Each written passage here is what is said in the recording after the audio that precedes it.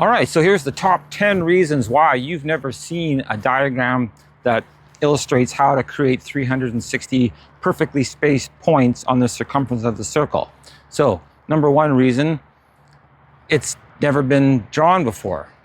That's basically the only reason. But the reason that no one's drawn it is because, number two, everybody's working in base 10 and you have to do this diagram in base 12. You have to create it on a base 12 Cartesian plane. So, number three reason is that everybody's thinking that there's no difference between base 10 and base 12, so no one was exploring base 12, so nobody discovered the relationship between the Cartesian plane and the fact that there's a geometric pattern on the base 12 Cartesian plane that enables this diagram to be created.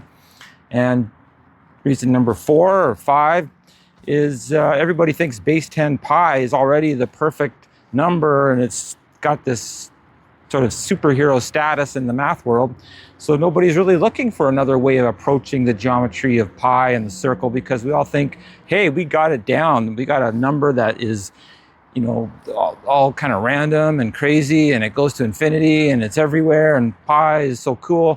So pi is still cool, but it's way cooler in base 12. It's got patterns in there. There's a structure to the circle. There's symmetry.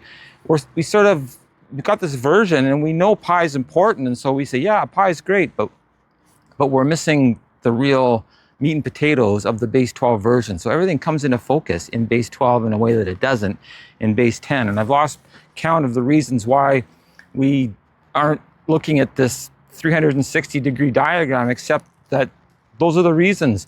Nobody's thinking about base 12. Nobody's exploring Dawsonal math. We all think we got it figured out already. There's already a story about 360 degrees that has something to do with the Babylonians kind of just guessing the number because the earth goes around the sun 365 days. Maybe that's the story. And basically it was a lucky guess. And pi and 360 degrees don't link up in base 10. Well, this diagram puts them together perfectly. They're combined as one thing. So pi, and it makes sense. Pi and 360 degrees are both anchors of the geometry of the circle. Why wouldn't they fit together? Why isn't anybody asking those questions? So this base 12 and Dawsonal math and this geometry is answering all these questions that nobody's asking. So there's a lot of questions being answered that we have to sort of go back and figure out what was the question. And so there's a lot of really interesting things to discover. So the next few videos I'm going to continue talking about this geometry and just explaining all the inner workings of this structure.